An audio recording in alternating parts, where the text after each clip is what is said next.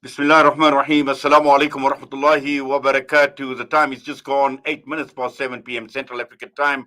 As we welcome you once again to the airwaves of Salam Media. It is Wednesday nights with myself, Inayat Wadi. I'll be with you right until 9 p.m.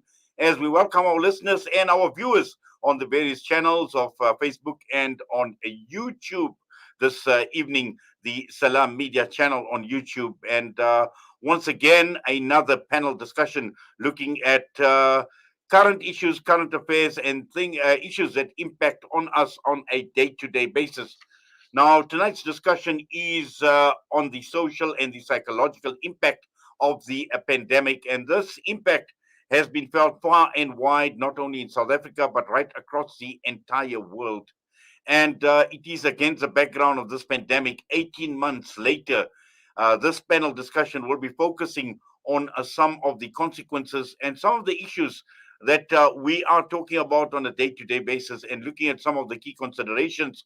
We look at many people at this point in time in a state of despair, helplessness, and for various reasons, economic reasons, financial reasons, health, the impact on the social structure of society. Many people have been sick, many have lost their loved ones, and also at the same time, just looking at the various role players, particularly looking at the powers that be, the governments in particular, how have they contributed?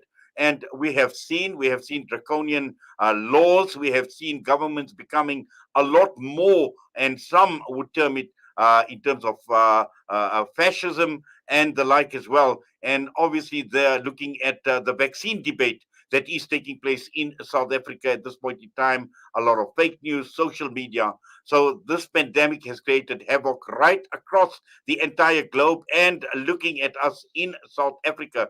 Now, we have assembled quite an interesting panel this evening. We have got Noncha and Kiza, who is a social activist. We've got Adil Inchabeleng, Transform RSA, Ripta Ajam, General Secretary for DUSA, and Dr. Seth Cooper of the Pan African Psychology Union. And to all the panelists, as you appear on my screen this evening, we say Assalamu alaikum, good evening, and welcome to all of you to the show this evening. Thank you.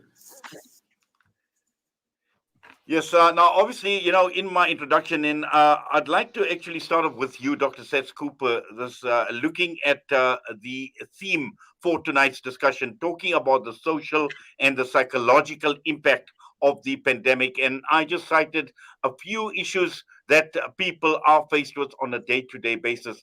And it is clear, Dr. Seth Cooper, that at this point in time, we are in turmoil, we are in a state of flux, and generally we are in a state of worry. Yes, I think that what most people the world over have been through is one of the most trying periods in their lives.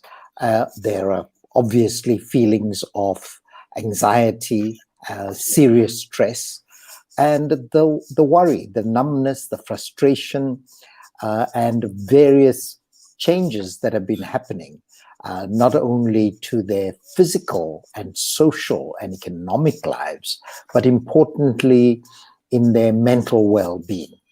And this pandemic has created strong emotions in all of us, whether we adults, whether we children, and the social distancing measures, the public health actions have also impacted on our ability to be connected, to feel that we are a community, whether it is a faith community, whether it is a social community, whether it is a work community, and importantly, whether it's a family community, because all of those usual things that human beings have been used to, which make them human, have been severely limited.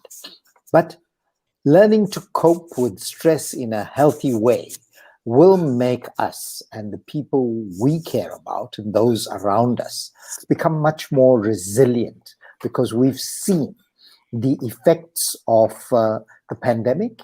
And I think we have almost 80,000 deaths in this country caused by the pandemic. And none of us wherever we may be, have been unaffected by somebody getting COVID, by also coming into contact with people who tell us about the loved ones they've lost. And I know that there have been periods, particularly during the second wave and the crest of the third wave, where between 1 to 5 persons I know, and within the health and related sector, professionals who have succumbed to this pandemic. The loss to us in so many ways is immeasurable. And we are all in a situation of, if you like, a COVID stress, a shock reaction, and that can, in fact, impact on the usual relationships. And it's important, Adil, to remember that children, particularly our young ones, take their cues from the adults in their environment. And if we show stress, our children are going to show stress. So it's important to actually think of the vulnerable in our midst, because if we don't care for those that look up to us and rely on us for guidance, then we would be failing in our duties. All of that, of course, has meant that economically we are in a state of serious devastation. And therefore, to get back to normalcy requires people to actually comply with the social and the disaster management protocols, but also it requires government to start changing the way it does things. And I'm sure we're going to discuss that together with your panelists as we move on. Well, certainly, and thank you very much for that, Dr. Cooper, for obviously that introduction. And there's a lot that you have said already that we need to unpack and get a deeper understanding. Now, I'd like to bring Noncha and Kiza into the discussion. And Noncha, if you could please just unmute your mic. And Dr. Cooper speaks about serious devastation. He speaks about social upheaval.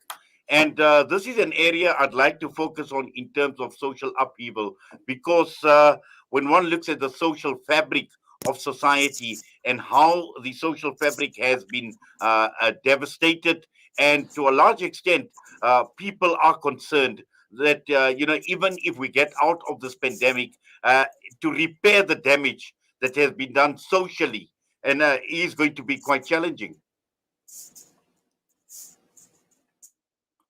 Noncha, can you hear me? Yes, if you could unmute your mic, please. Thank you, Mr. Wali. I think the introduction covered everything. All the same, I will touch on what I thought. For example, I thought of looking at it from the individual point of view, where the individual feels isolated, loneliness, loss of friends, and noting that mankind is gregarious by nature. Now we've got a situation of the lockdown restrictions where the social environment is restricted. This results in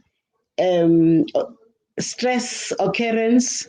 Some go to the extent of depression, a fear of unknown, and adults fear of, well, if they can die, what will happen to their children and the rest. What is worse is the children. The children are silent sufferers. They may not even be able to express themselves. I know that my grandson sometimes he will say, this corona, because it restricts them. You know, the mask itself is not a normal thing.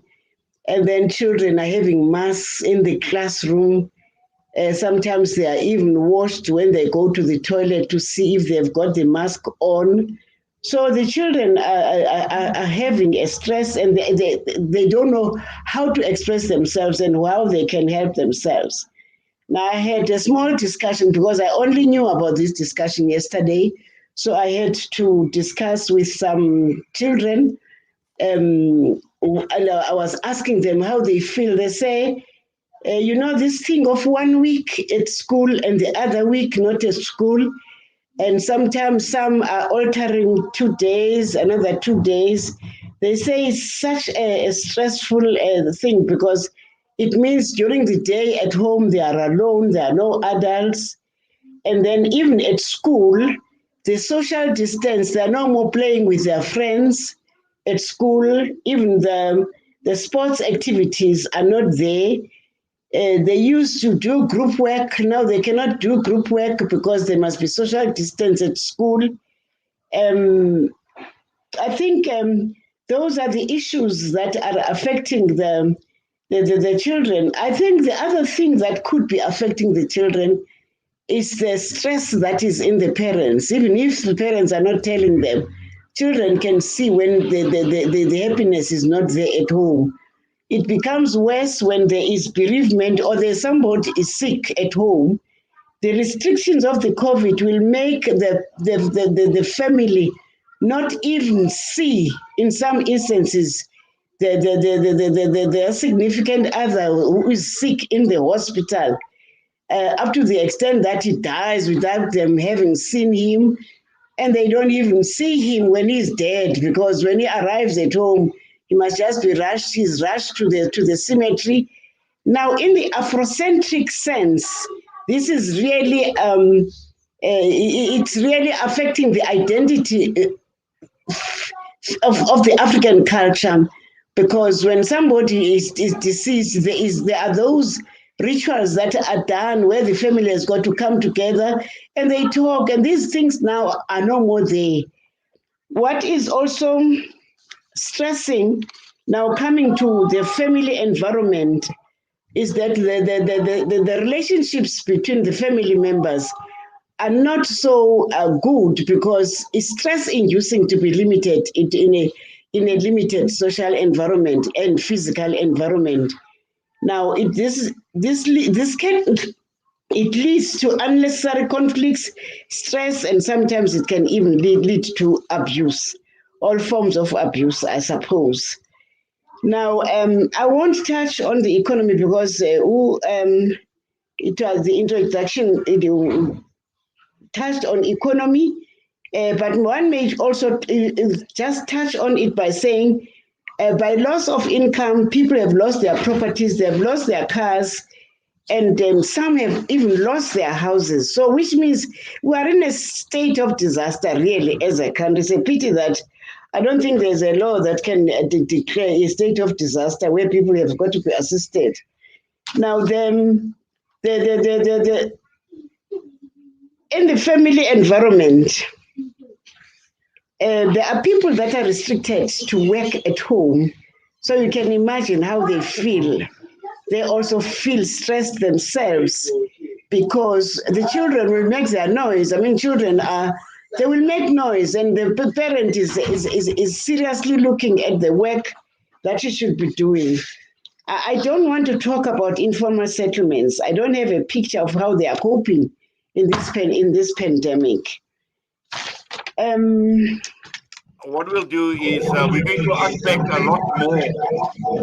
We're going to unpack a lot more as we proceed with the show this evening. And I'd like to bring Crownsman Adil Inchibalang into the discussion. Now, obviously, you've heard so much, Adil, in terms of what Dr. Seth Cooper and Noncha has been saying and unpacking, some of the key issues here, talking of problems right across the entire board. The key issue here is some of us had actually seen the situation that we find ourselves in coming. But at the end of the day, the buck stops right at the top. We're talking of the government, we're talking about how this pandemic has been managed, but also looking at all the issues that both Noncha and Dr. Seth Cooper have been talking about. The government, in terms of taking responsibility, being accountable, and possibly they may have seen that we are going to have the type of upheaval we're talking about. This is the type of silent suffering that people are suffering that Noncha has been talking about. So all of that needed to be managed. Do you think, Adil, that this has been managed the way it should by the government? From a government point of view, unfortunately, we're sitting with a disaster in terms of government leadership, particularly on the socio-economic element of what this pandemic has done onto people's livelihoods, incomes, and particularly the salaries. I mean, South Africa is an incredibly poor country. Now it's more poorer due to the situation of the pandemic as a result of the fact that people lost incomes, and not only losing incomes, they lost means to go and actually create some kind of a survival mechanism, making money on a daily basis. We've seen now with the recently released stats yesterday that states very clearly that over 34.4% of people are out of jobs, which means there's about 11 million people in the youth age gap bracket. And on top of it, there is still another about 10 million people in the age gap of adults who are unemployed, which means you're having now what we've moved from, which was at the time an estimate that almost 80% of South Africans are living below the breadline in terms of surviving on a $2 a day, to a situation is where it's much more exacerbated. You're having really like 7 million people currently in the formal sector that have been declared to be unemployed today. So the situation is quite disastrous and is dire, and to a point whereby, unfortunately, our authorities are so comfortable because government workers are still being paid in the main. You have people who are still in the parastatals mainly who are actually unpaid right now in the parastatals, but mainly in the government and in some formal sectors, there's still income. But the rest of the economy has been devastated. Businesses have been closed. People who survived on the periphery of the economy were totally removed from that periphery to now totally actually dismantled and being made unemployed, and in this case unemployable in this situation. Because even if you try something, there is continuous restrictions, there is continuous lockdown modes that are actually being implemented, and on top of it, the requirements to trade efficiently, whereby trade is back. If you see the volumes of people coming back into doing normal trade activities and normal day-to-day activities has declined. Schools are closed in most cases, where you would find healthcare facilities are actually operating at almost 40% of capacity. The only wards that are really functional at the stage are mainly due to corona-related emergency wards that are functional. And most hospitals are reporting that actually they're having some of their wards that used to be general surgery and what do you call it, healthcare and all of that, not functional. So you can imagine the impact on mainly the professional workers as well as the semi-professional and the informal workers economy. It's been totally dismantled and dissipated. But our leadership has not yet been able to understand. That is why you have a model in the US whereby they had a declaration of their disaster management, where they actually first of all started in by giving that rescue income, that $2,500 checks, which were literally what you call it, posted at houses, where you would find a posted check that says, in the meantime, when this virus and pandemic is ravaging the world, here's your 2,500 rescue package for your survival as an adult, as a grown person. So we haven't seen that happen in South Africa. Instead, we were insulted. I mean, being given the 350, which is something that is not even going to assist anybody. I mean, I'm in a need for support and assistance. How am I going to be living off a 350 as an individual and as a human being, and being an African, knowing that the conditions that affect me affects 10 more other people in my family, and that needs support? So there's certain things that we did which we really indicated that we seldomly care about our people. Where as an African country, we still treat our people from an infant's point of view, whereby we give them money where as if they are going for a school for a week, as children, where they would use that money as their allowance money. Whereas in this case, it was about families that needed supporting, people in the informal sector that didn't have jobs. You go to townships, which I go regularly, you would see the amount of children loitering on streets, parents sitting under trees and not having anything to do. And what else do you resort to, which is alcohol? And then the other ones resort to all other social ills that are actually not even encourageable in society. We've heard about this number running around that there's been about 10,000 pregnancies of youth. I mean, this is some really quite strange age. I think it's between 14 or whatever age, of 10,000 pregnancies that have happened, particularly in the last 4 months or so of this lockdown level 4 or whatever. So you just get to understand that there's been a serious change socioeconomically, as well as at the level where communities are affected. And we are not reflecting it. We still see the nice speeches. We still see television reporting to us the current situation of things are calm. But with what happened during the riots, it showed you that things are not calm. Things are not normal. People are actually reaching a breaking point where they had to take some kind of a law into their hands to demonstrate their frustration and their situation currently within their homes. Yes, shukran for that, and we'd like to bring Rivda into the discussion now. Rivda, just looking at some of the issues that we've already touched on, and I'm sure there's a lot that you can add, and particularly looking at it, from your perspective, you are the Secretary General of FEDUSA as well, and how this has impacted not only on workers, but as we've heard from Noncha, right across the board, she spoke about children, and clearly people are in a state of desperation at this point in time. I'm sure even looking at workers in terms of jobs, in terms of job losses, these are issues that are standing and looking at the government again. I don't know, sometimes, we say that, were they prepared? Were they not prepared? Did the pandemic catch them by surprise? But at the end of the day, 18 months later, surely we must have learned some wonderful lessons, and in terms of managing and taking the process forward. Mr. Wadi, let me first and foremostly, extend greetings to all the esteemed panelists here with you this evening. And yes, tongue in cheek, the very last statement, when we take into account the psychological impacts, the mental impacts, and the overall levels of despair that have been felt by workers, it is simply something that we cannot even begin to unpack.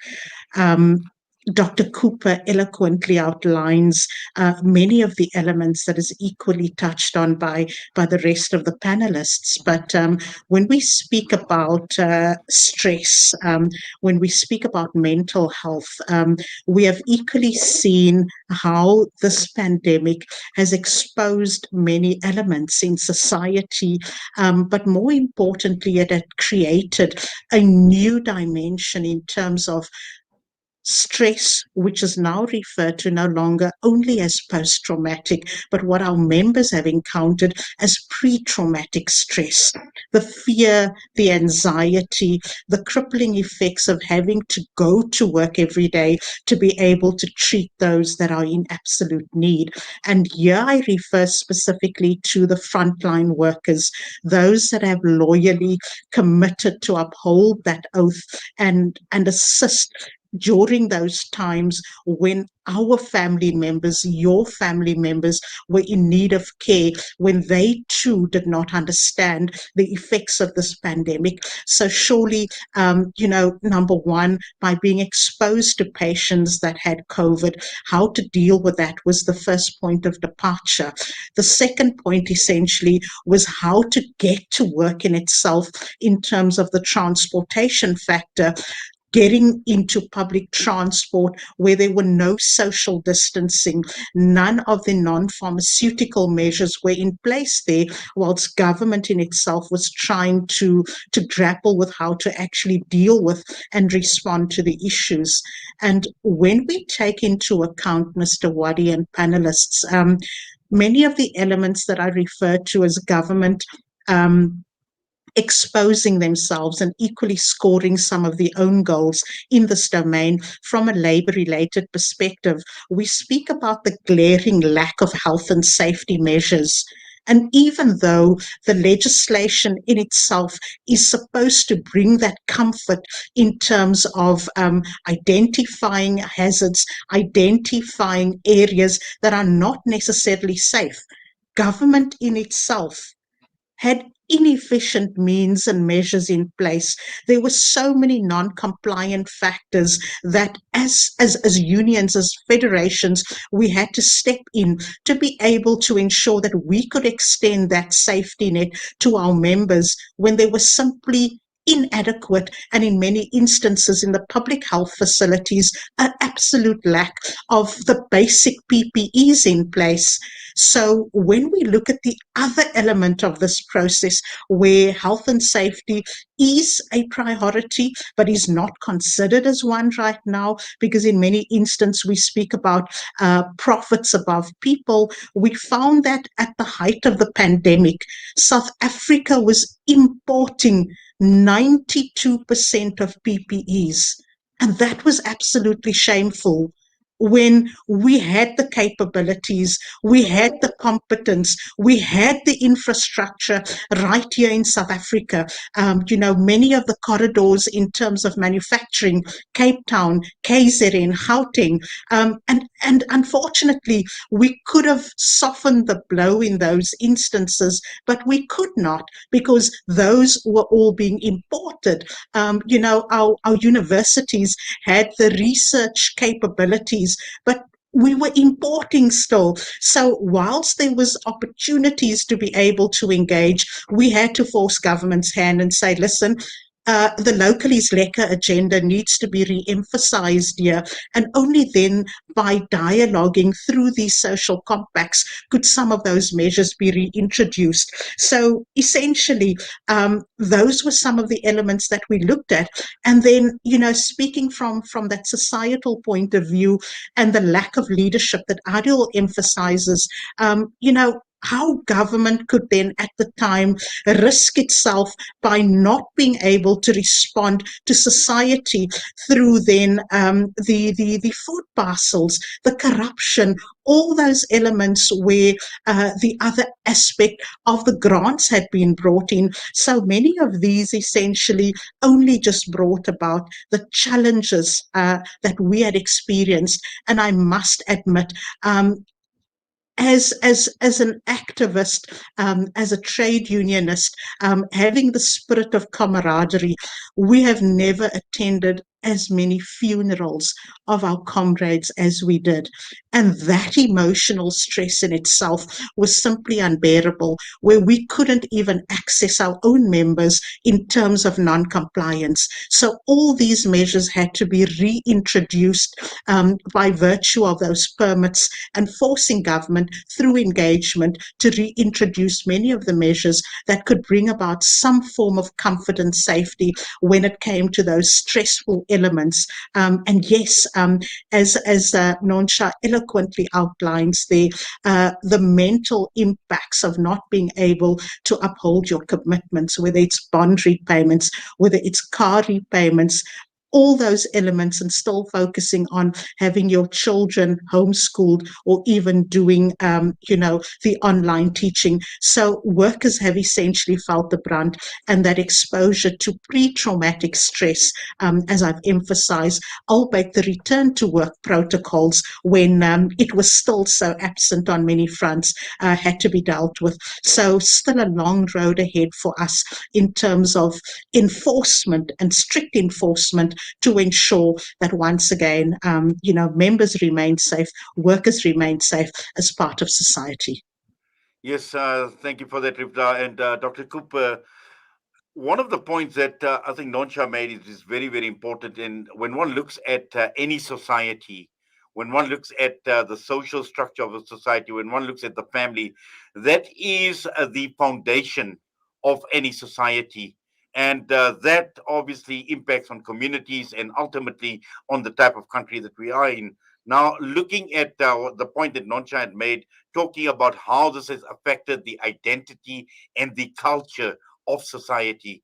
And more so, I would say, we look at Africa, we look at many other countries as well, where culture and the identity of relating to that culture is extremely important.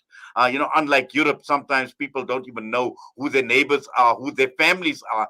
Now, all of this at the end of the day has impacted, and how the family structure has basically been destroyed as a result of bad management. Because I think Adil made a very, very important point in terms of, the government. Have we learned our lessons? Is the government's job only about putting out statistics, telling people to vaccinate or not to vaccinate? Is it only the job? Because that appears that to dominate the entire pandemic, daily statistics and telling people what to do and what not to do. Well, Inayat, we have government so that they can do what they're supposed to do for the people that put them into government. Our government has shamefully lost its reality base. It lost contact with what it's supposed to do. It's stuck with policies that actually increase the gaps. And Adil Chabileng pointed out very clearly the poverty, the levels of desperation all the speakers have indicated.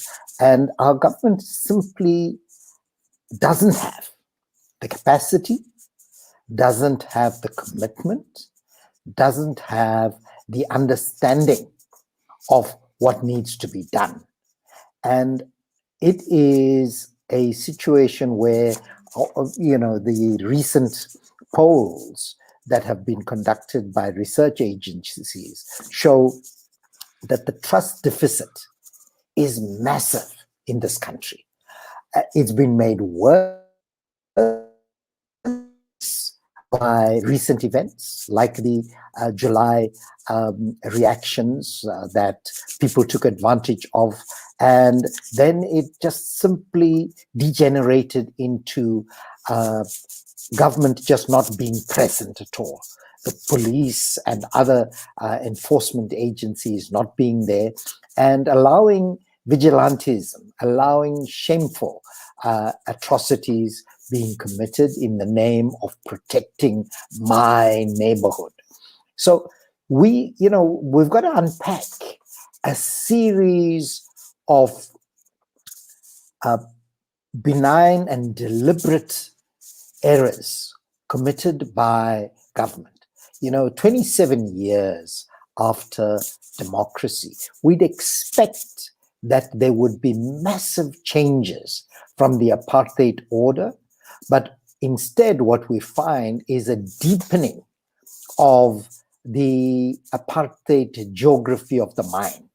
And indeed, in many places, people live in squalor. The government and the facilities that they're supposed to run have been let down terribly.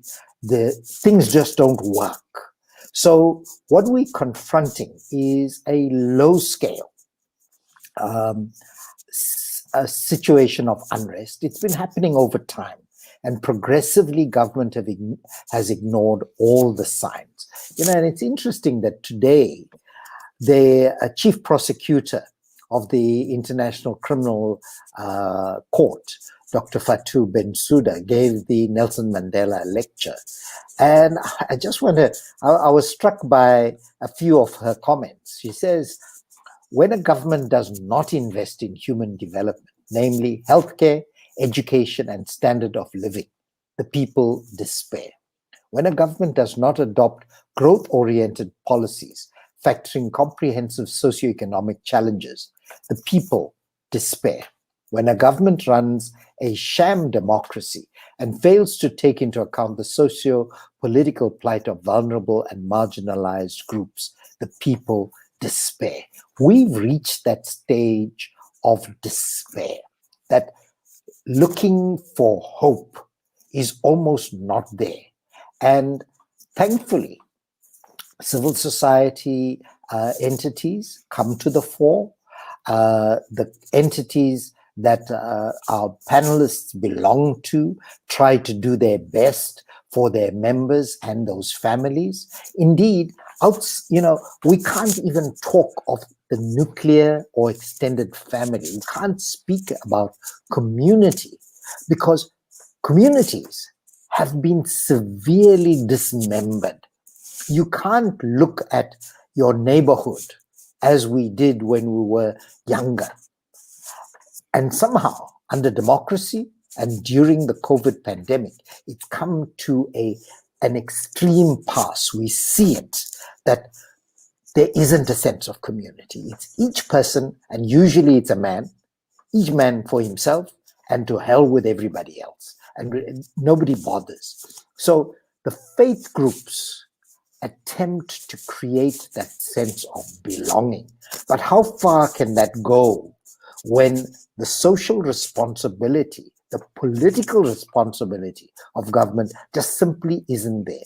When you take children that Noncha spoke about and going to school, when the children are out of school, who bothers about the meal, the one single meal that they get? And during the pandemic, we've seen this happen in other countries where they've provided for lunches for children, even though they may not be at school.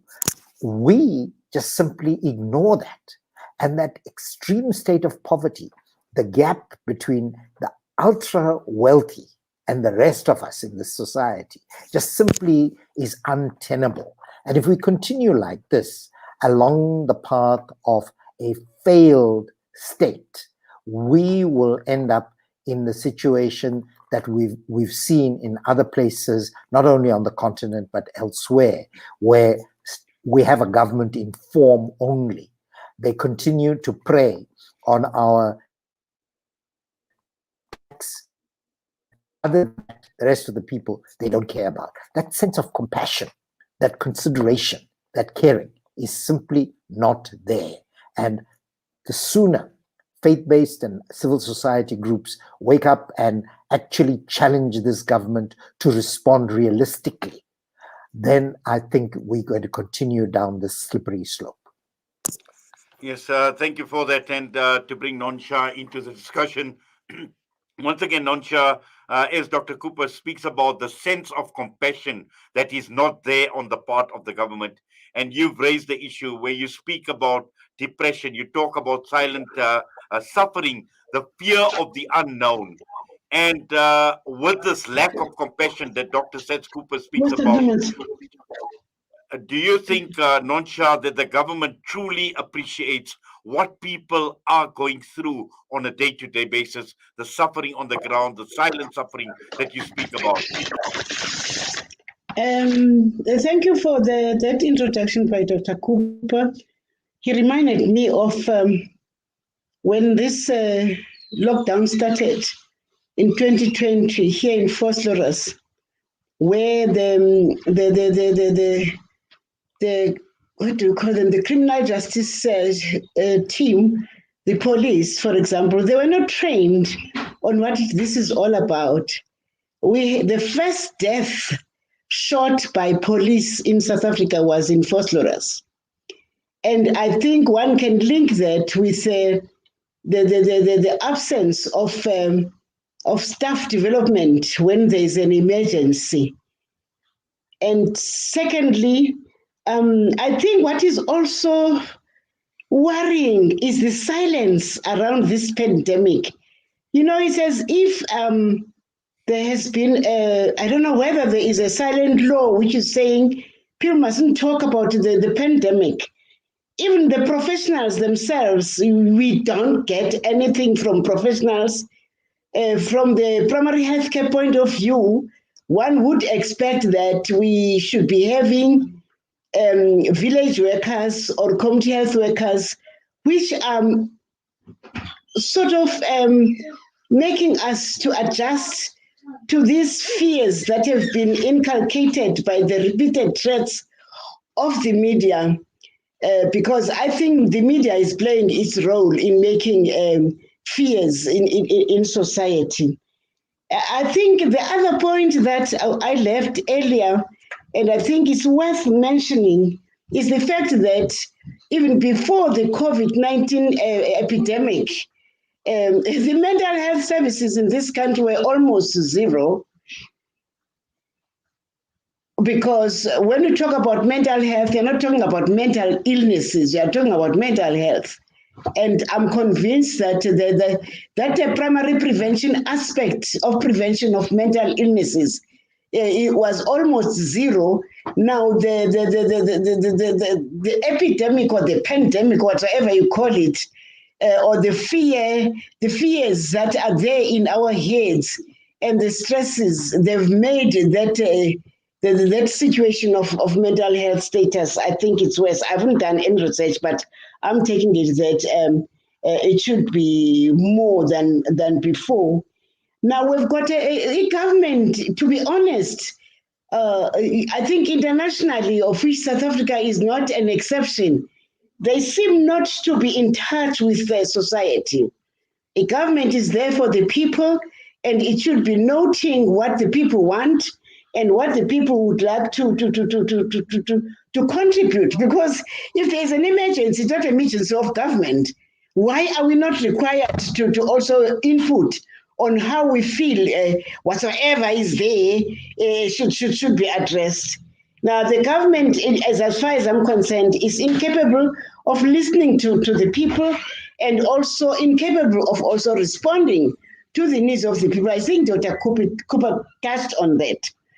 Remember, South Africa ratified the Millennium Development Goals some years back, which said eradication of extreme poverty and hunger.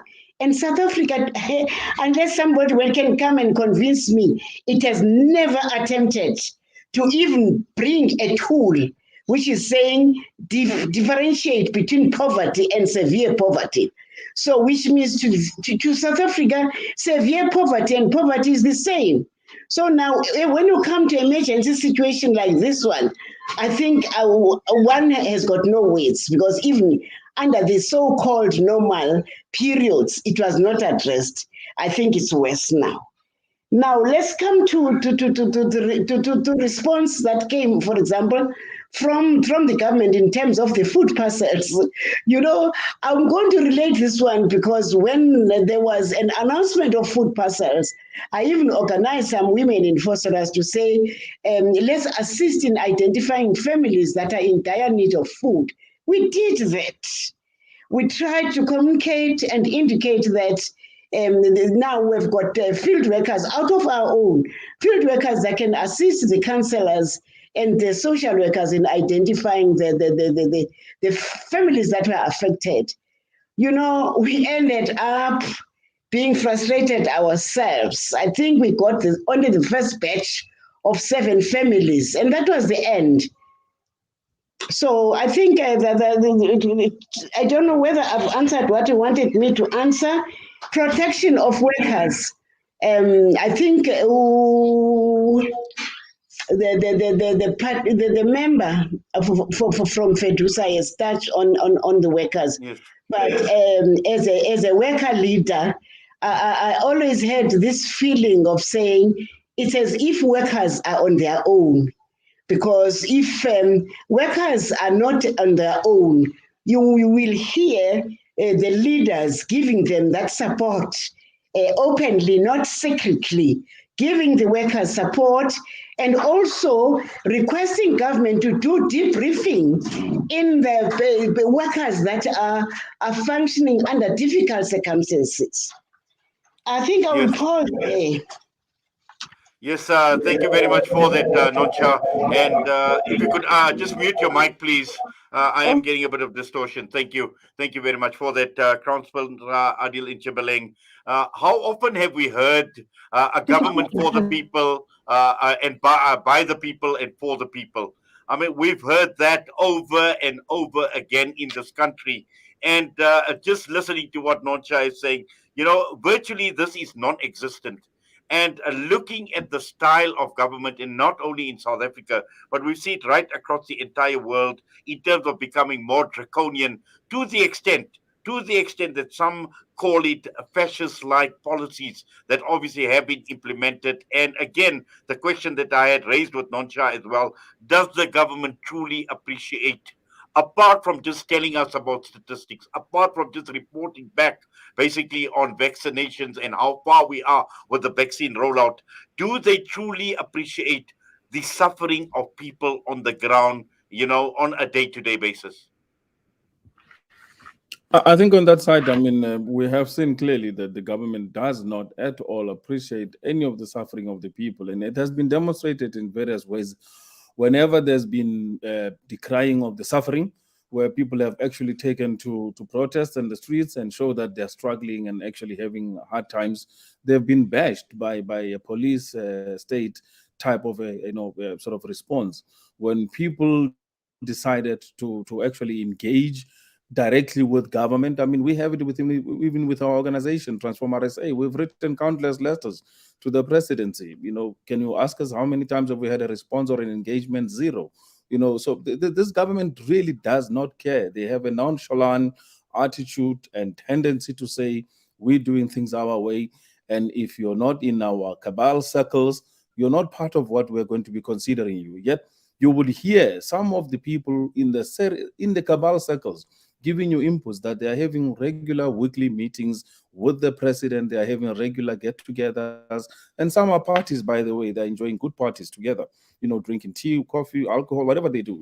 To gather and get together to discuss the situation. And mainly the debates are not centered around the socio-economic impact of what we are going through. The debates are centered around how do we share the pie of this economy, which is South Africa, whatever is left of in terms of really tearing it apart, particularly being the SOEs, particularly being the, institutions. And I'm told lately that there is a big fight on how they can actually tear apart even the 350. Who are they going to be allocating into? Mainly the three retailers, Pick and Pay, ShopRite, and I think Ackermans. They're all sort of now fighting over distribution of that 350 rand voucher so that they can lure the customers and be the distributors and pick up some scraps around it. And this is the current situation. The leadership is really quite elitist. The leadership is really quite far removed, has no clue. I mean, the motorcade of the president during a pandemic has tripled in its capacity. He's got more cars than any other president we've seen in the history of Africa, by the way, in the history of any other country that we've seen come up out of a really colonial setting. He's got more security. He's got full-time, bodyguards, as well as the military positioned and stationed at his house. We don't even enjoy that level of security and comfort in our own homes. Crime is still at the highest level, yet there is a pandemic. We're having social ills that have actually just quadrupled in terms of really, as we were talking, some are mental health conditions related, some are really crime related, where there is abuse as well as family, quarrels and squabbles. There's people dying in homes and everything. And our government hasn't seen any level of connection. You're even told that stop going to your funerals for the sake of it. But you would find state officials in all sorts of funerals. And when it's one of their favorite, comrade cabal based, activists, you'll always see them all clamoring there and all there in numbers, even beyond the point of going against their own, Disaster Management Act regulation, as well as required numbers of attendance. So there is a huge, I think it is a dystopia of some sort where they are far removed from the reality of what South Africans are going through. The majority of this country are poor, are really having no access to basic amenities and means to living a good life and to living a basic life. And the socioeconomic ills are such disastrous that you would see it. The economy literally tanked below zero when we entered the COVID phase, went into the most harshest zero level where you found people unemployed. Today in townships, in suburbs, people houses for sale. You go through any township or neighborhood suburb community. Just look at the for sale signs. Go into town and look at the commercial spaces availability, all the closed up offices, all the non-functional. So if you would have had a government that is concerned, that is functional, that is really at the heart of solving people's problems and giving up solutions. They would be engaged in these problems. They would be particularly at the ground level, solving this problem, not acting as policemen to an act. The Disaster Management Act and how it must be implemented, how your mask must be placed on your face. If it is not placed a little inch lower, you are against, you've broken the rule of the COVID Act. So these are the kind of really silliness that they've been really running around. You see MECs, on the street stopping people and talking nonsense to them about, the whole COVID situation. But you will never find them in the workspace. You will never find them in the social environments. You will never find them in the schools solving the question of saying, why don't we have maximum attendance of children? Why are children absent? Are the school kitchens as well as the canteens operational to feed the kids? Do we have healthcare situation whereby we can be catering to our people? You haven't seen that level of concern.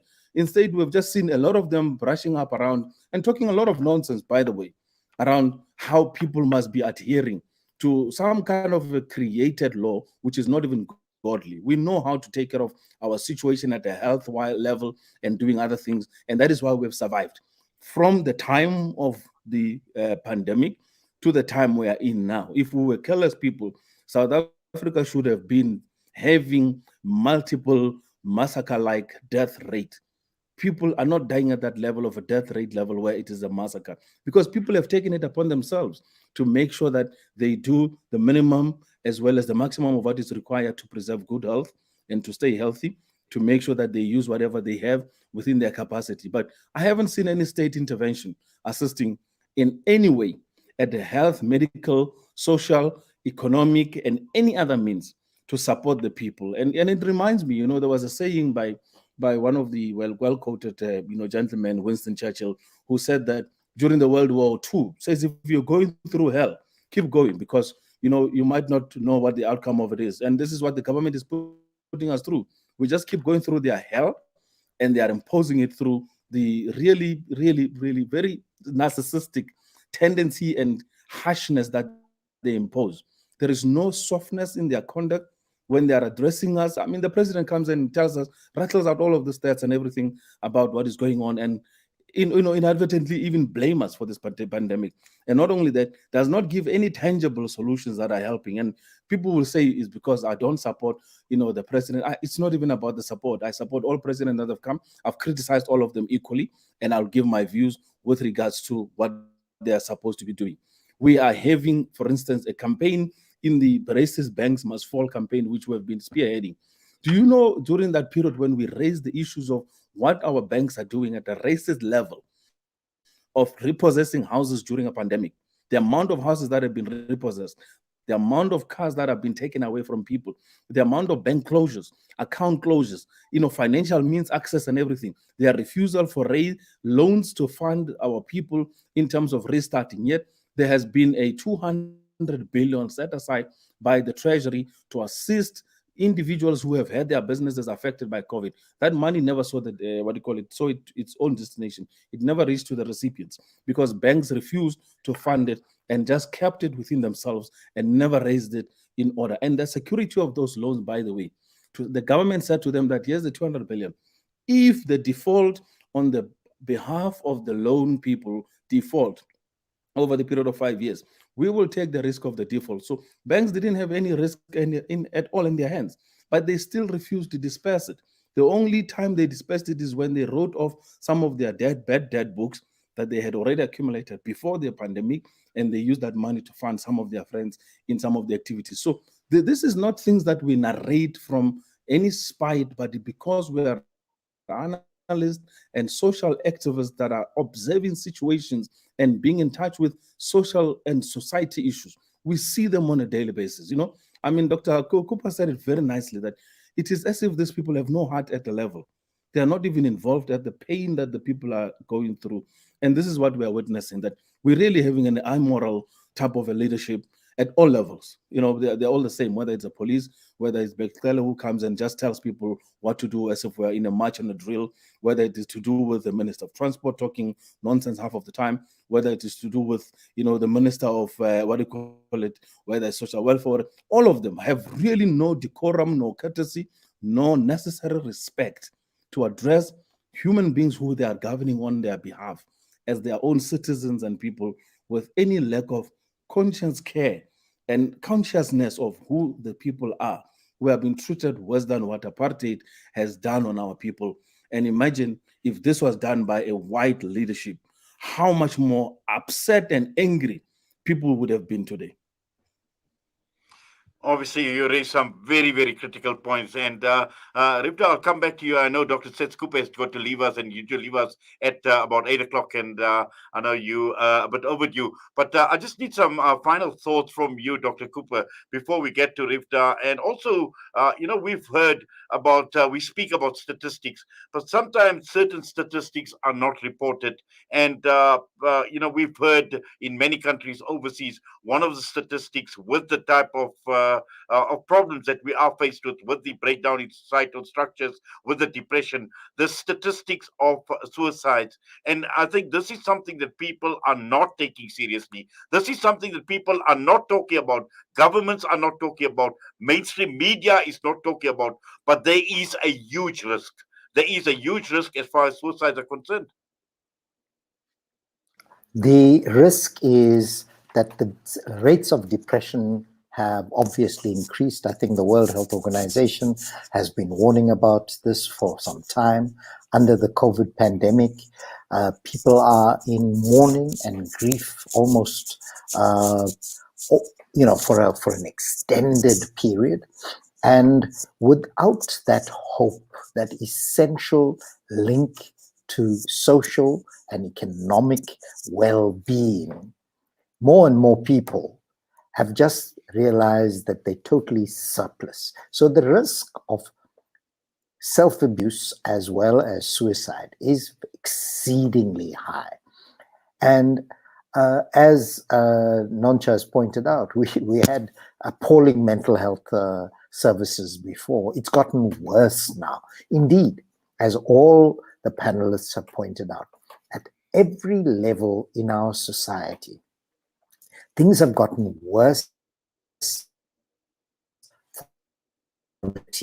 And it's not just a particular sector, that are left on their own. Steve Biko said, "Black man, you are on your own." And I think in this country right now, for the majority of people, we are on our own. Whoever has been in power, and whoever fights another group in power, these are battles that they engage in for exactly the kinds of things that my fellow panelists have pointed out, so that they can have access to looting at the highest level possible. The pandemic profiteering, if you look at the simple mask that it was Discount that charged a few $1,000% more within a few weeks of the pandemic coming into force. And there was a competition commission finding. I don't know if they paid that fine, but they've been actually rewarded for doing this kind of thing. They become a major site. They were a major site of testing and so on. So those who have arrogated unto themselves economic power in the society, indeed, they have become, that minority has become the cultural and political majority in the country, if you like.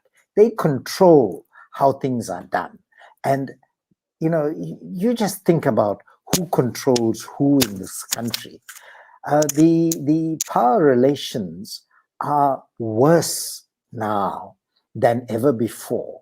And as Adil pointed out, if some of the things were happening with a white government, we would have been outraged, but we're not outraged. And this is terrible, because for anybody to be reduced to being a beggar in the land of their birth, which the majority of our people have been, is unconscionable.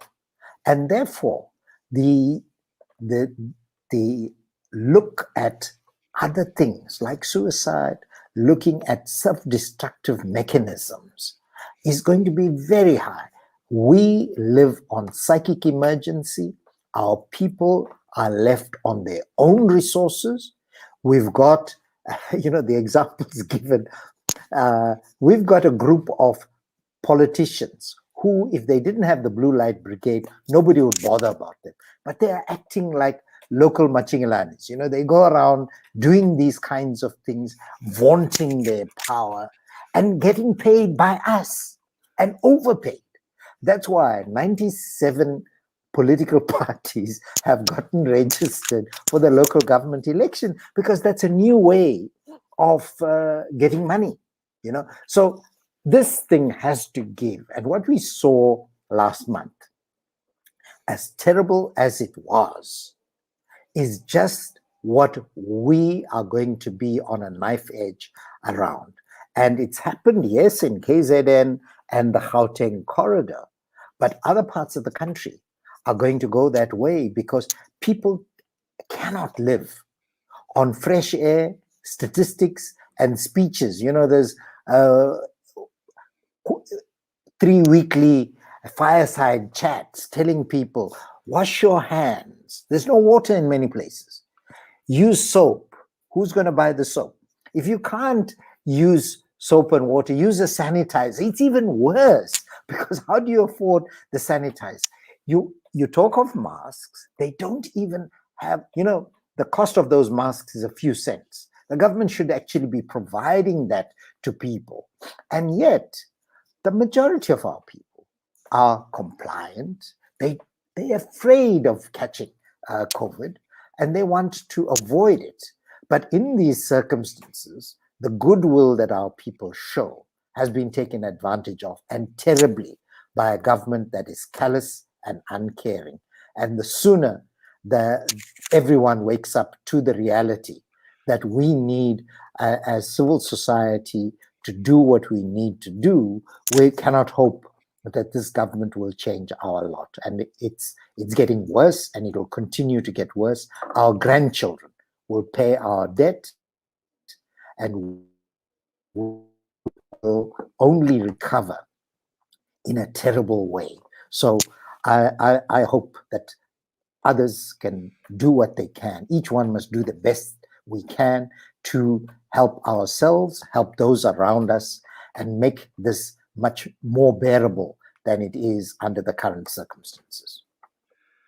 Well, thank you very much for that, Dr. Cooper. I know you've got to leave us, and I know you spent a few extra minutes with us. We do appreciate you taking time out and being with us this evening here on You're Wednesday in good night hands. with myself. You're in good hands with your other panelists. They're all excellent.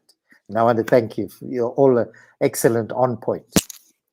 Thank you very much. All Thank the you. best to you, sir. Thank you. Yes, Rivda, I'm going to now just get to you. And I think, one issue that when we're talking about economic devastation that people have felt, and particularly those that have lost jobs.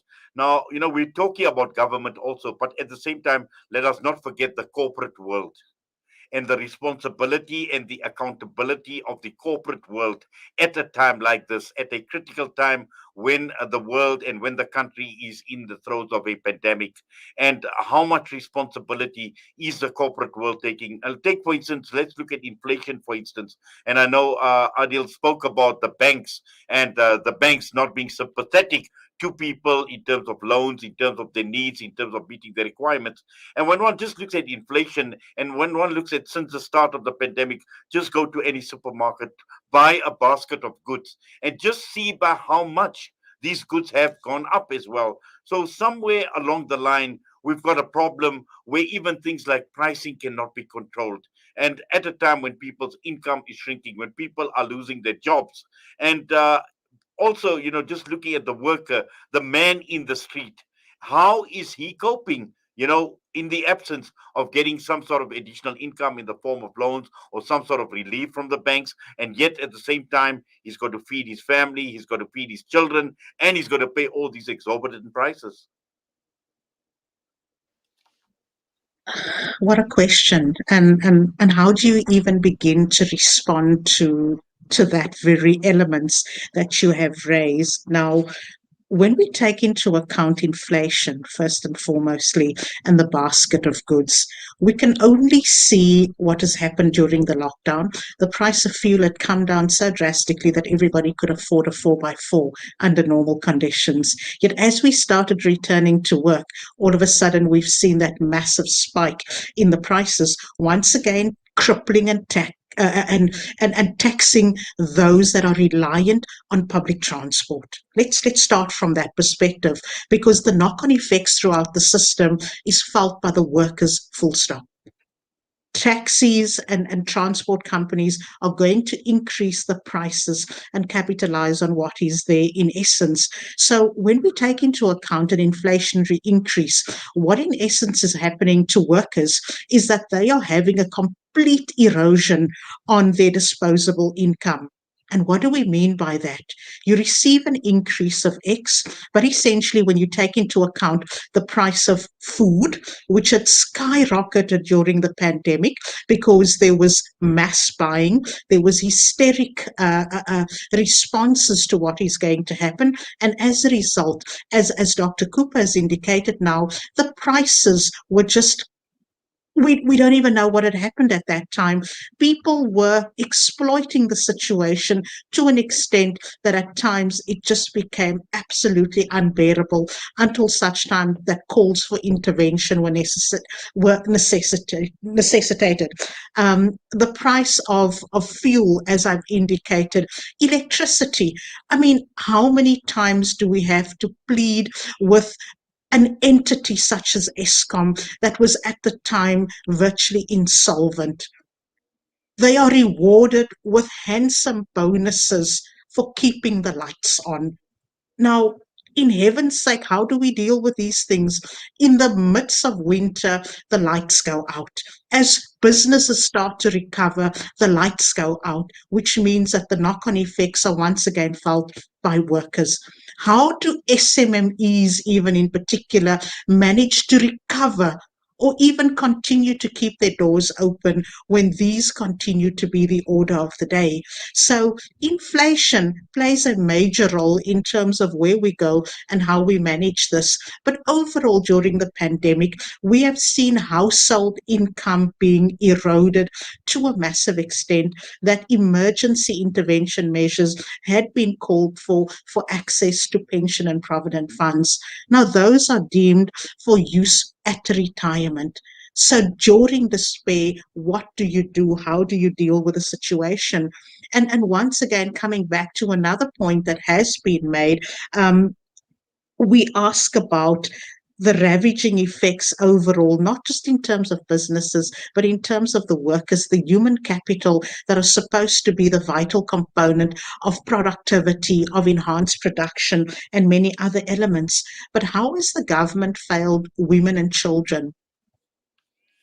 An element that was just very briefly touched on.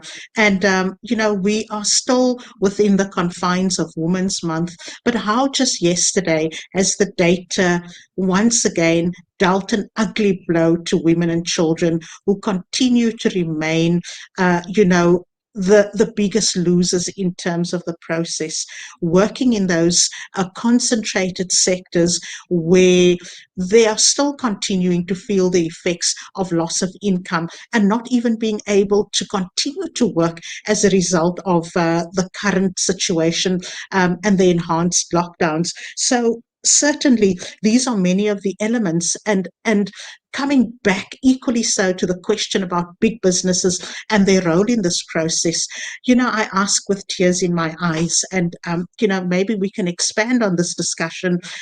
What big businesses have benefited tremendously as a result of this pandemic, as a result of this lockdown, and forcing South Africa into the fourth and the fifth industrial revolution? It is those companies that are engaging in data, the provision of data because of remote working, because of teleworking and the situation that we had found ourselves in. So then we engage on the affordability debate, and we engage in accessibility debates, because many of the rural towns do not have the necessary infrastructure to be able to support the data connectivity. What about the children that have been engaged in online learning, not being able to access such? So these are the ones that have benefited, but have not necessarily engaged in that process on corporate social investment, on corporate social responsibility. So we have to ask, how and when is this game changer going to come about, when we are going to realize the importance of labor in this overall space here? And yet I must confess, some of the elements that we have engaged in haven't even begun to touch on the societal impacts of extended abuse in terms of alcohol and drug dependency, which have only fueled the elements with regards to gender-based violence, something that once again has been forced when South Africa has still not signed Convention 190. So when do we start to protect and enhance that protection, when these are the elements that we engage in, not just from a perspective of big business, but trying to protect the small businesses and those workers that are engaged in those sectors and dealing with the knock-on effects? Yes, shukran for that, Ripta. And we're going to get back to Noncha now. And I know Adil will have something to say with regard to ESCOM. And when we get to the Adil, obviously, you mentioned about the lights off. But during this pandemic and when incomes are shrinking, ESCOM obviously has the guts to even increase tariffs at a time like this, at a critical time like this. And I'm sure Adi will comment on that a bit later. But Noncha, just to come back to you now, obviously you are in touch. You are in touch with people on the ground. Being a social activist, you meet people on a day-to-day basis. And perhaps, just to understand, to truly understand what people are going through, if you could possibly even just share some of your experiences, some of your interactions with people on the ground and what they are telling you at a time like this.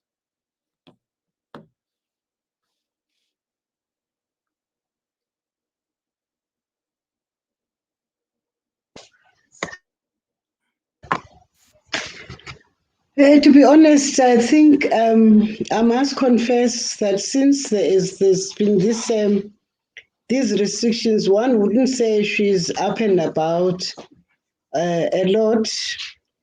We these days rely on this social media and the rest. I know that people are not happy with the restrictions. The lockdown on its own is traumatic. The lockdown on its own is traumatic. There are, even in my street, there's people that I've been seeing for a year. How do you conclude on that in an African environment? And there are people that I've been seeing for a year, since last year. I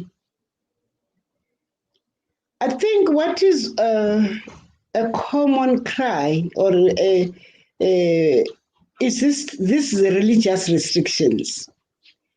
I think everybody knows that when it comes to the poor people, at least they get mental health when they go to the religious institution. You pray with the hope of things that are going to be all right after the prayers and talking to your religious leader and the rest. I think noting that Africa had the religion even before the colonialists came to Africa. So, which means religion is part of the African life. Never mind that it was modified now by being it linked with Christianity and the rest. But the bottom line is that the religion has been badly hit And I think this is evidence by the religious leaders who are also voicing out in terms of the rejection of the restrictions.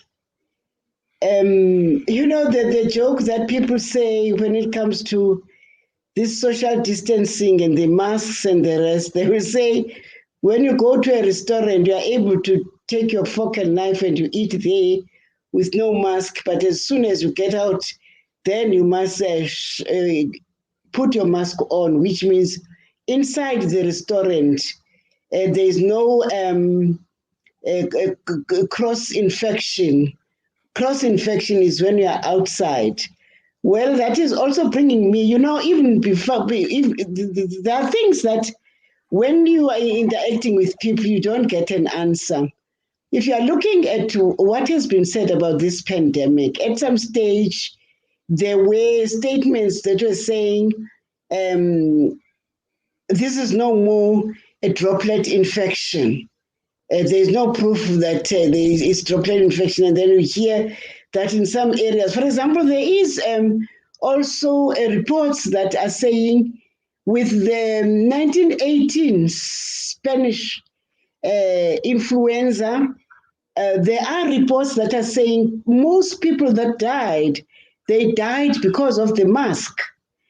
Now, when you look at the physiology of respiration, you tend to agree with these people, even if you're not a medical practitioner, in that we, from hygiene, when we grew up to being taught hygiene in the primary, we're told that when you breathe in oxygen. When you breathe out carbon dioxide.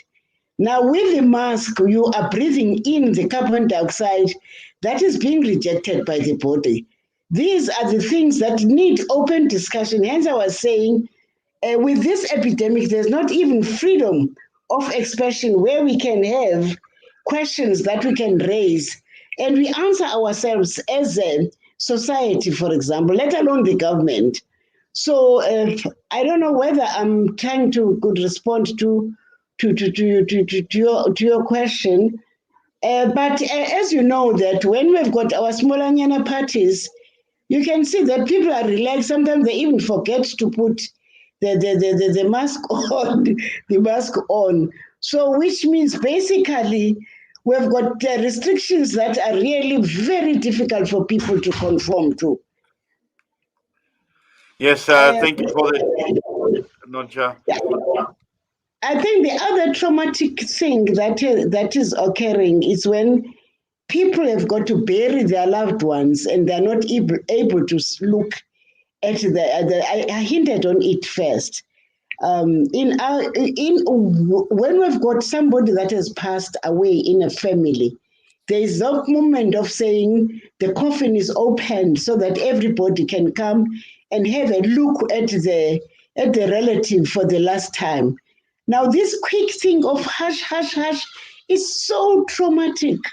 It's so traumatic. I've got a relative who I was told you don't even have, you don't go to. There's so many relatives that have died, and you're not even able to go and bury them. But with this last one, there's an extended family, a relative who lost a son, and when it was here in Fort Taurus, were able to see him in the coffin. But when he came to the Eastern Cape, it was said, no. People cannot see him. And the mother now became hysteric and cried because she was saying, how can we see him in Gauteng where he died? And when we are here in Eastern Cape, we can't see him. And secondly, some family members even went to the mortuary to go and wash him. Now suddenly we can't look at him. There's even this lack of consistency in the applications of these restrictions. Okay, I think I'll pause there. Yes, thank you very much for that. And if you could unmute as well, please. Yes, Ariel, just to, I know you're going to comment possibly on ESCOM and the increases. That is the one issue, and it obviously came at a horrible time. But also at the same time, looking at policy. We seem to be very strong or popular on policy, on whether that policy is good or not. At the end of the day, we're always hearing about white papers and green papers and all these papers, but very, very low on action. And I think this is exactly what Noncha is alluding to as well, in terms of creating confusion in the minds of people. What is good is possible in one province may not be good in another province. What is good for one person may not be good for another person. And amongst all this confusion, again, leading people into the state of flux, into the state of worry, because at the end of the day, there is no clear cut direction. Even if there is a policy, there is no direction whatsoever.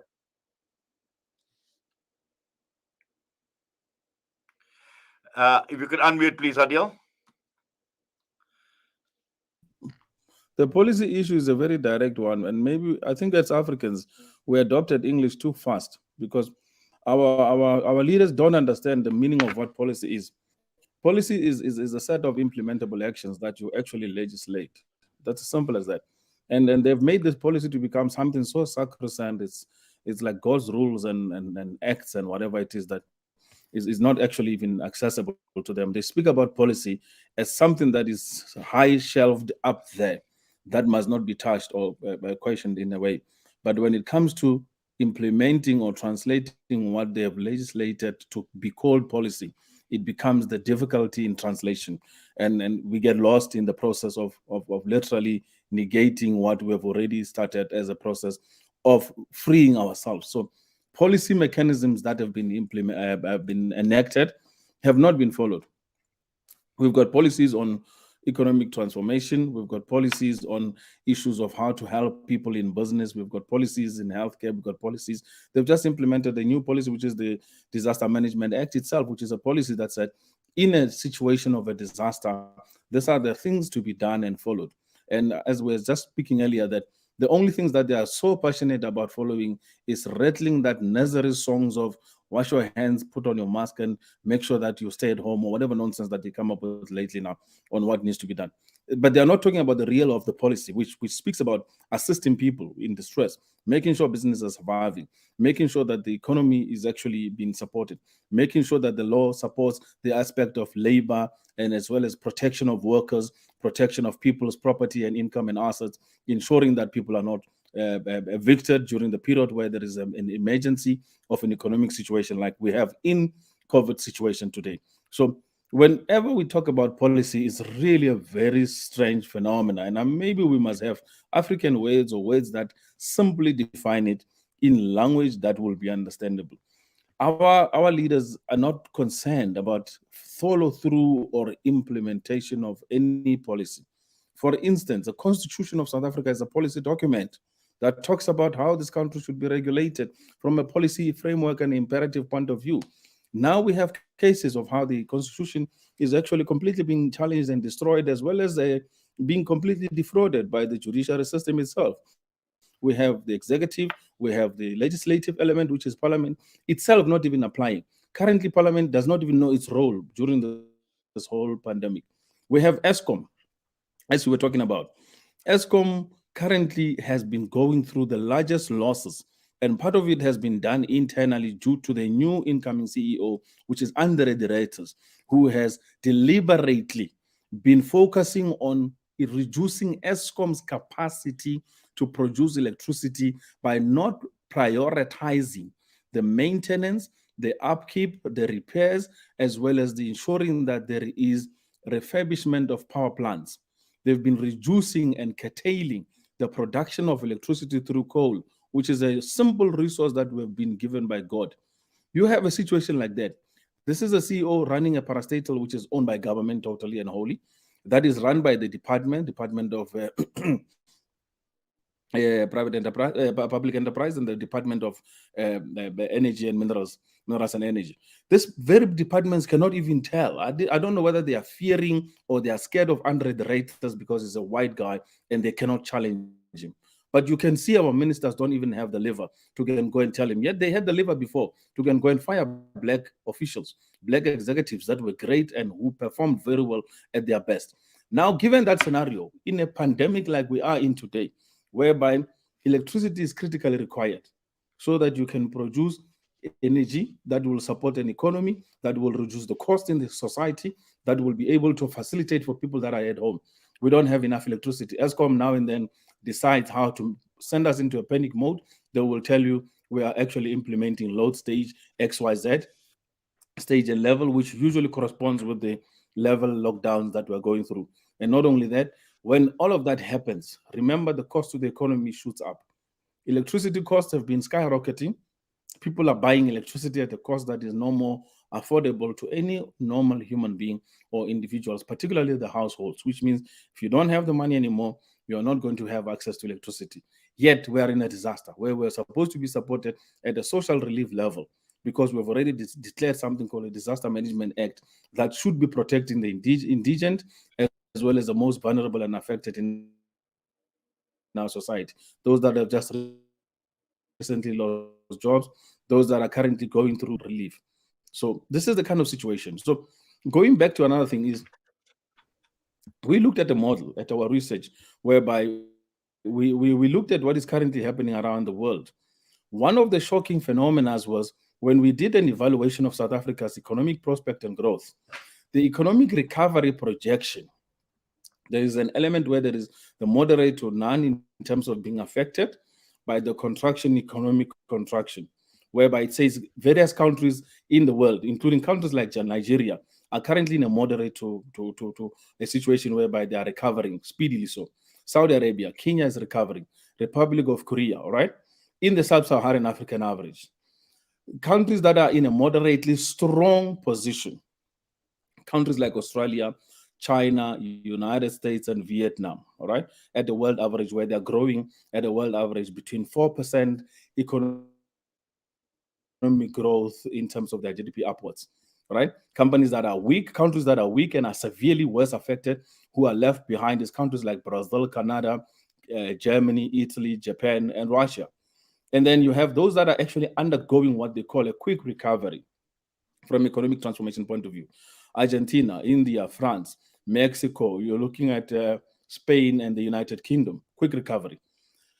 In the graph, they place Africa at the middle crossroad bottom line of undergoing the most severe, worst affected below less than 4% economic growth, -4% economic growth, which tells you that the World Bank has already done an assessment. It is the World Bank's global economic prospect in terms of what you call a GDP growth, as well as looking at countries that are going to be defined as growing and the ones that are going to be worse and severely affected.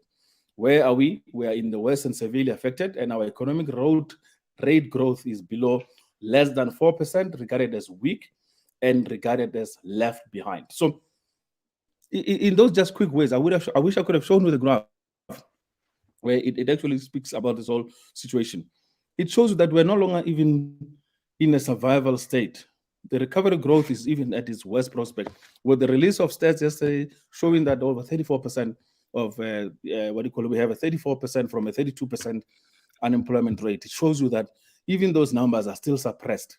There is no economic growth, there is no job creation, people are losing jobs, the economy is being dissipated and thrown into smithereens, and we're still having executive officials, leaders that are appointed as ministers, leaders appointed as DGs, leaders appointed as DD, director generals in departments, ministers. We have the parliament that doesn't know its job. They are supposed to be intervening at constituency levels, working constituency by constituency. They don't know their job. The social, the social, what you call a compact plan part of it, which is the labor part of it. At the labor side of it, the unions will tell you, Mr. Jam will tell you that currently unions are losing subscription members in thousands. People are withdrawing out of union membership because they're losing jobs, which means there's no more social security and safety net for workers. We're sitting with a really dire situation, but I don't see the sense of agency at the leadership level, at the at an interventionist level to say, guys, we're in a catastrophic situation. Let's rebuild, get to the core of it, and make sure that things happen. The only thing we're hearing about is this corruption. I'm so glad the Zondo Commission really whole saga thing is over, and really the drama that has been happening there is over.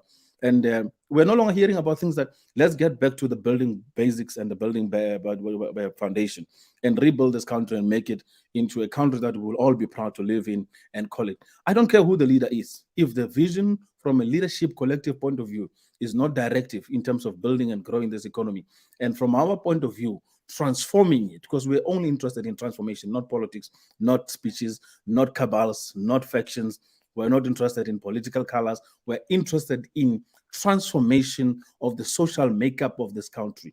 What can be done to represent the lives of South Africa in a great vision? And when we start seeing the sectors, the labor sector being affected and being hit hard, which means people are more employed and are no longer getting opportunities of employment. And those are not even, they are now more than 16,000 unemployable South Africans who could be having jobs. So it shows you that is a situation that is dire. But the leadership at that level of power that is paid to do its job and is supposed to be sitting there and saying, according to our matrix and monitor schedules, we're supposed to be seeing indicators of things growing, the markets improving, whereby there is growth, there is investment, there is skills created, there is education opportunities, there is transformation in various sectors, there's Black people, there's other nationalities being given opportunities to grow and expand, there is a creation of new opportunities, projects, you call it whatever, as long as it creates value at the end of the day. There is none of it happening. And we're in this quagmire situation today, exacerbated by the COVID situation and made worse by the lack of responsible and caring leadership. The only thing is they tell us about the mask, which they even stole the money, which we should have been enjoying the free mask coming out of government. We never received any. We buy our own mask, and they still tell us how to wear it. This is the most bizarre thing about it. They've never distributed any free masks to anybody except steal the money that was allocated for all of those masks. The bank side of it, where they were supposed to be helping us through this ailing economy, they've totally failed us. I've never received a loan. I've never received a financial assessment. And I can tell you thousands and millions of other South Africans are in the similar position. They've never even negotiated when we wrote the Transformer Essay and said for the first few months of the pandemic, can the government, in exchange of the bandwidth that they gave to all the telecommunications companies, particularly landline, as well as including the cell phone ones, give us some form of a free airtime to help people for communication purposes? They couldn't even negotiate any of that. They couldn't even go and give some kind of a relief on basics like airtime. Forget about sanitations, forget about helping households that don't have means to buy soap and detergent and all of those things that helps to keep a healthy, environment and medication. Forget about those basics. They couldn't even give any of those things. So we are in a serious, severe situation economically.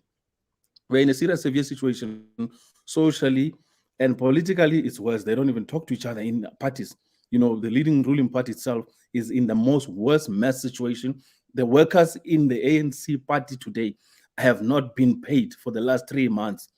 And we're talking about an economy that is led by the ruling party that should have been paying its workers, remunerating the people that have given off their labor, and are actually making sure that this government which we're in is actually led correctly and successfully. And yet they are not being paid. So I think from that scenario, from as social activists that are just observing what is happening and being able to apply our ability to do analysis and an aspect of actually deciphering what is happening, you can see that we're sitting with a really decomposing body of what we call a state, which is completely being dilapidated. And the last thing that they throw on us is a police state where when you question, when you start becoming activist and active about certain core issues, you're either targeted for murder, for suicide, whatever matter where they target you to silence you. You're being wiped off of any platform where they don't even want to invite you.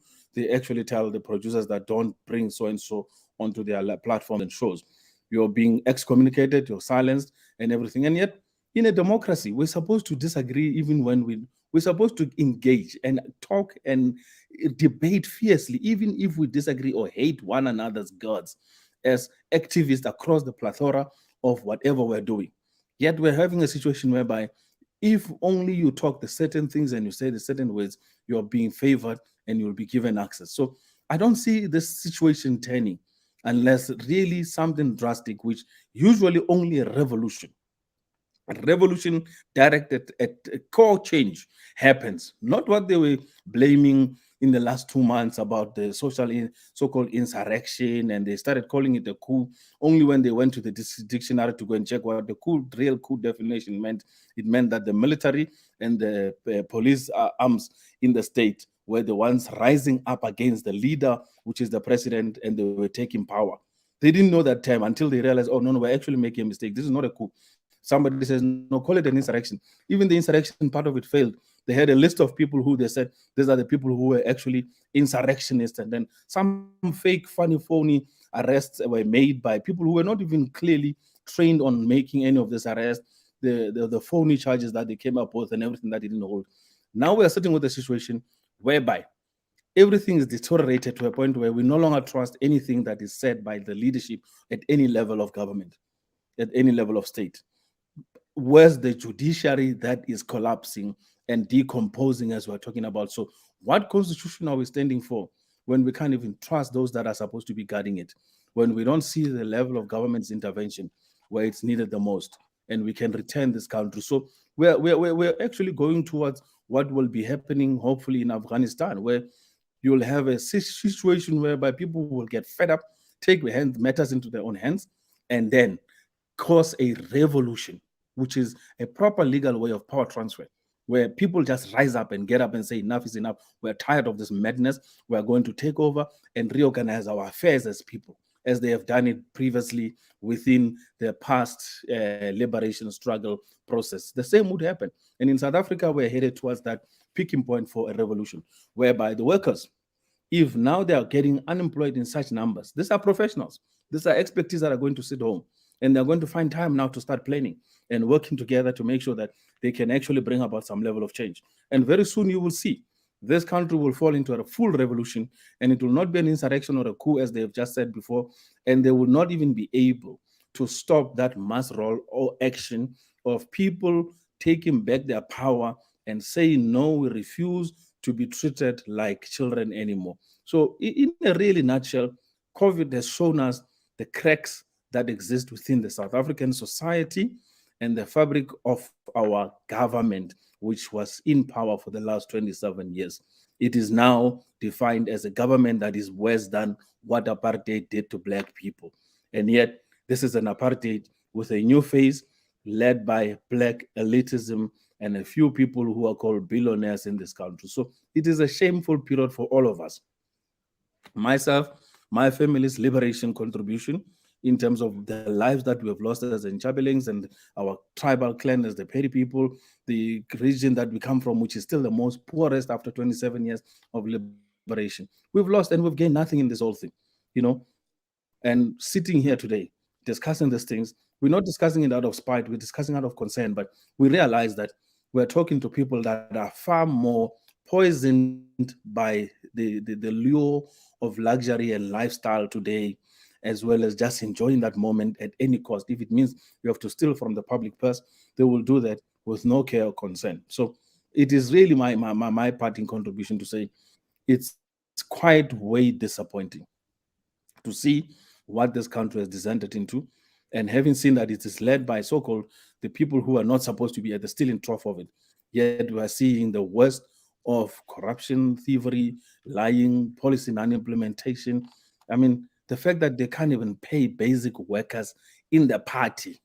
The ruling party does not even have the capacity to pay its basic workers, the people who are working in the ANC, tells you the bigger story that you would never understand ever.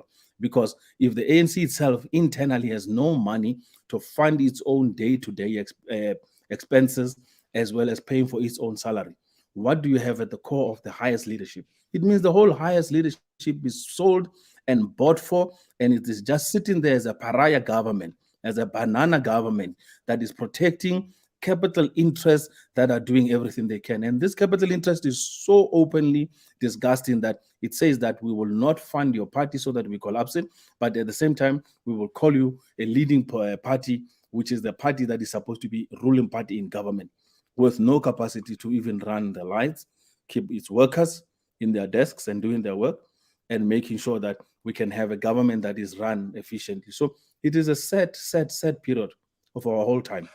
And it will not change Well, certainly until is, we change Adil, yes. the leadership. Mm. Yeah, I see we've got about 13 minutes to go now. Rivda, I think, Adil obviously spoke a lot about the workers and how trade unions have been affected as a result of job losses in terms of, financially, the financial impact for trade unions. And for long, we knew about the power of the workers in government, in supporting government. And we've heard about the tripartite alliance and how much reliance the government had actually placed on the working class to keep them into power. But it does appear as if there has been a turnaround, there's been a turnabout on the part of government, and we see a lot more unions expressing their unhappiness as far as the government is concerned. We supported you in your good times, but when it comes to bad times, you haven't played your role. No, absolutely. And that inference is made to the tripartite alliance in particular. From the onset, am an official from Fidusa, so I speak on behalf of a non-aligned, party politically independent organization that has always expressed our opinion, critique in particular, in terms of very many aspects, because our policy as Fidusa ensures that we give our members the freedom and we give them the flexibility to be able to determine for themselves where they would like to engage and who they would like to be affiliated to, as within the Federation, where we are able to engage and lobby whomever we want. We are not restricted nor confined in any such way. And yes, absolutely, there have been many aspects where workers have been let down. There have been so many elements where workers have been stabbed in the back, literally, in terms of how the engagements have been unfolding from the onset of the pandemic. When we take into account, Fiducia's taken the first mover advantage and called for a form of social protection to ensure that that soft landing is in place. But what about those workers that remained unemployed, those workers that remained trapped in poverty? How then could they respond?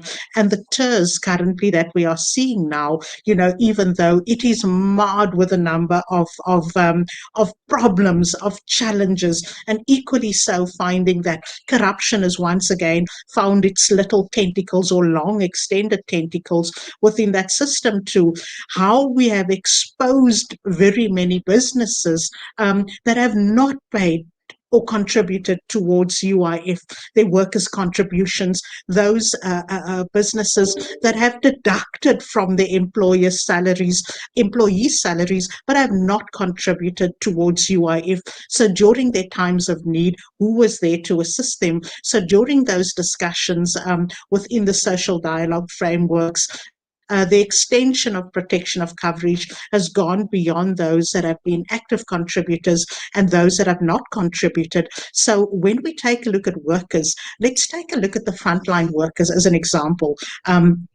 Those workers that have been declared essential and that have worked throughout the process of the pandemic.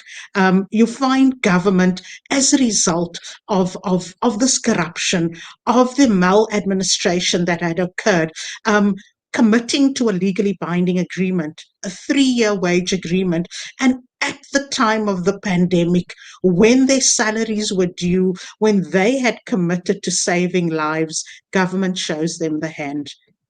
Now, how do you even begin to unpack the trust relations there when you commit to an increase, you commit to a 3-year collective agreement during the first year, the second year, but then all of a sudden you have no money because the money's been stolen, because the money's found its way elsewhere, yet we continue to have these commissions that make damning exposés and revelations. But we are waiting after the Zondo Commission had adjourned whether the money can be recovered, whether those that have been implicated will find themselves in orange overalls.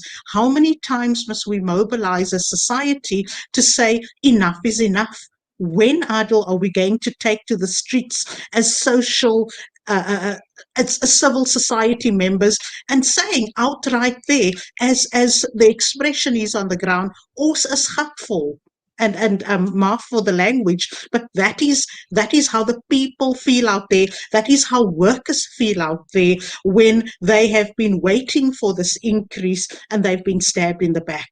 Yet they have been serving the front lines, so much so that as trade unions, as federations, we have to use money and resources at our disposal to go to the highest court in the land, the constitutional court, to ensure that government can uphold their end of the bargain. So how then does that erode every facet of collective bargaining that gives workers that security net to be able to engage meaningfully, to be able to pay them decent salaries, so that that form of cyclical economic activity can continue within South Africa, yet we are talking about a capable and a competent state? The pandemic, once again, when it comes to workers, panelists, have exposed, and we have emphasized this beyond every possible means, on every possible platform, that there are critical vacancies within government that needs to be filled. Yet there are ghost workers in the system that are being paid. So how then does this pandemic place so much pressure and burdens on those healthcare workers when the State of the Nurses report equally shows the disparities and the importance of those personnel to be able to live up to the societal needs during the time of a pandemic? We have exposed ourselves once again. And when it comes to the element with regards to what has been mentioned earlier on by both Adil and Dr. Cooper, we speak about that stimulus package. We speak about the policies once again, the National Development Plan that guaranteed safety and security, yet there was no safety and security for women and children when GBV was on the increase and many other elements were there. We speak about economic recovery and reconstruction. We are hoping that its full implementation will take its course. But once again, the stimulus package, 500 billion, to which 100 billion was dedicated towards job creation and job retention. We have still not seen it happening when at the time 200,000 workers had lost their jobs. And now once again, when the stats were released yesterday, we are sitting with the highest level of unemployment in the history of South Africa, 34.4%. And I come back once again, it's Women's Month. Women and children once again remain the biggest losers. But overall, workers have been dealt a raw blow, especially those within the SMME realm that were given some kind of assurance that there will be protection for them, but they are still waiting for that. There's been a lot of discussion about, the payment holidays, the assistance with many other fronts. But, we speak about it continuously. And, as I've said on many fronts and platforms, workers cannot wait until Christmas. Christmas will come and go. The time is now when they need the money. The time was then that TERS had to be paid. And still up until this point, even though TERS is now responding to the attempted insurrection in KZN and Gauteng, still workers are waiting for TERS money to be paid. So how do we even begin to move beyond that process?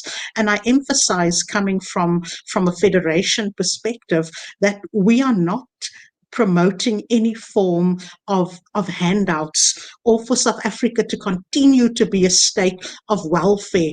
It's one of the biggest countries that has the biggest grant systems, but we want to give workers a sense of worth. We want to give them that value and humanity back, that they can be active contributors to society. What can you do with 350 Rand? it is something to go by, but as the inference was made once again, you're only allowing them to live for but a day or two. What happens to the rest of the month when people are poverty stricken? So it's been tough, and not to mention the elderly, the indignity they have been subjected to, sitting in these long queues waiting for these payouts. There's just too many aspects that we can engage on in terms of this debate, but workers must certainly have been let down. And when it comes to the question that you posed initially with regards to the tripartite alliance, as I say once again, I cannot speak on behalf of my counterparts.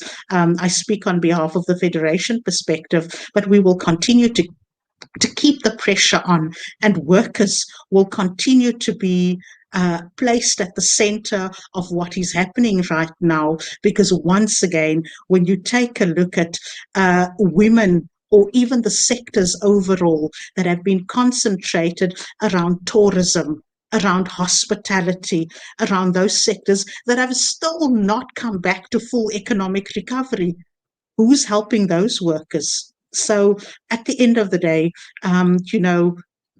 it's a tough question to ask, but absolutely so. Workers have not felt in any such way as if anything has been improving. And we deal now with a new narrative about the basic income grant, about the universal basic income grant. But those discussions are still so far in the making. It has taken us 18 years to get to the point now of a green paper.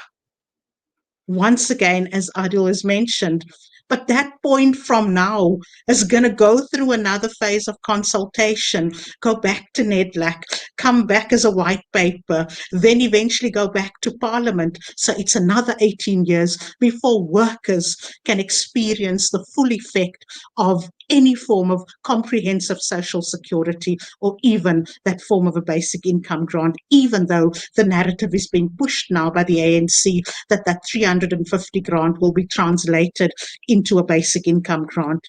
The sustainability of that remains something that we have to deal with. I leave Well, it at there's that. just so much. There's so much to basically deal with, and I know we are obviously running out of time. But what we will do is, I see, Noncha, obviously, you've lifted up your hands. You wanted to comment on something. I'm going to give you about a minute or two, basically, and as we wind down, and we'll go through the rest of the panelists. So, quick comment from you, Noncha. Thank you very much. When you said what are people saying, I forgot one of the burning issues which Adil touched in terms of poverty and desperation of the people, which has led to this mass action that occurred in Gauteng and KZN. I think what is facing us now is that mass hysteria that led to people to go and, I will say, loot, because that is the common word that is being used. It has led to social evils that have increased. For example, the practical example is that we have got a woman who was arrested, and when we were trying to assist, people don't have bail. When they are arrested, they don't have bail.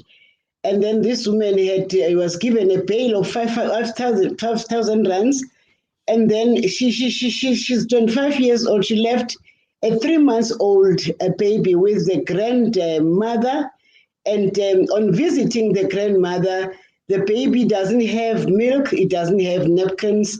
Even the clothing is not quite appreciable. That is one case history. The other case history is a 5-month-old whose mother is also in jail, and she's taken care of by the neighbors. I just felt that I will be doing a serious omission if I don't raise the incarceration of people that were in the mass hysteria and were arrested knowingly that they won't have the bail. So which means they're going to be filling the jails, which are already filled. At some stage I was saying maybe because some of the people that are here came from Holland, and at some stage it was said the prisons in Holland are being closed. We'll have to negotiate so that we can have a space for the prisoners that are being increased so that they can be taken to Holland. So what one is trying to say is, where are these people? Where are they? When are they? Because the prisons are already full. I just felt if I don't raise that, I'll be doing a harm in terms of addressing the poverty and noting that we are number one in the whole world in terms of the gap between the poor and the rich. Exactly. We are also, at some stage, I was asking because in some of the books it was said it's South Africa, India, and China which are number one in TB. I was saying, is it per percentage or numerically? If it's numeric, we're number one. Because if it's numeric, we're number one because of the numbers of those big countries. So we're in serious problems of poverty. And I think now in my closing, I say the civil society must define its role. Because we cannot be saying government all the time. What is the role? If I've got somebody that is hungry in my street for 2 days, what does that say to me? So we've got to define our role too in terms of civil society. We cannot be millionaires to ensure that we've got that mutual support system. And when it comes to the Afrocentric approach, that's how the rural areas and our forefathers survived. They were sharing. So I just felt that if I don't touch on the poverty aspect, I will have deprived my own self. Thank you. Thank you very much for that, Noncha. And if you could unmute, please. Oh. Thank you. Thank you for that. Ariel, about a minute, just final thoughts. I think for myself, my final thought is reading from the views and thoughts of Biko. He said that women must be at the forefront of nation building to bring the South African citizenry together and therefore develop a whole new ethos of human coexistence. And those are the ways that I think we must go back to. South African society has been ravaged by everything. COVID has been the worst part of it. And worse than that is we haven't been able to lead ourselves into this promised land called independence and freedom, as well as determination. In other words, I mean, he even said it very clearly, and I'm an ANC member, but I will tell you very clearly about Biko because it's what I formed myself after. People like Biko, Malcolm X, Louis Farrakhan, and a whole lot of other Sufi leaders who were very inspirational in my life and gave me the context of your self-worth as a human being. He says a black man should be more independent and depend on himself for his freedom and not take it for granted that someone will lead him to it. And he said very clearly that because that blacks are tired of standing at the touch lines of witnessing a game that they should be playing, and yet they want to do things for themselves. And on top of it, they want to do things for themselves and all by themselves. So this thing that we are totally dependent on other forces, it has to come to an end. South Africa needs to go through a serious cultural revolution and a change in things and in our ways. And all I would say is, I hope COVID has ravaged everything to such an extent that we are all now no longer interested in anything else other than coming together to build this most incredible society that might lead in the world in the near future. And for that, you need people to stand up, especially the professionals who think that they're safe. I'm glad that COVID has shown us all that nobody's safe, workers and everybody, that we're all vulnerable to any form of change, especially if it happens at a global level. But the lack of leadership, the destruction of all our institutions in South Africa today, the fact that parastatals are not even paying salaries as well, is an indication that things have gone too bad to a point where we cannot have anymore a smiling president who speaks very good English but does not deliver anything. So we need change, and we really need radical change to happen. And for that to happen, we need a revolution on the streets, all forces of all colors, black, white, Indian, colored. Let's give up all our differences and have a civil-based society movement of upheaval and uprising to say, we have had enough and we want to see the change that we will define in our own future going from here. So a revolution is all that is required. The rest, they will keep lying to us, we will keep voting them into power, but much will not change in terms of things the way they are done. But if you have an active civil revolution where citizens take onto the streets and saying we've had enough, That's the only time you will see South Africa transform and change to become what it is. We want to be people of Africa with our own dignity and honor and our own self-respect restored in our country, in our own lifetime, and enjoying the millions that have been made by the multinational companies that are currently posting massive profits on the stock exchange as a result of the minerals that they are extracting out of South Africa.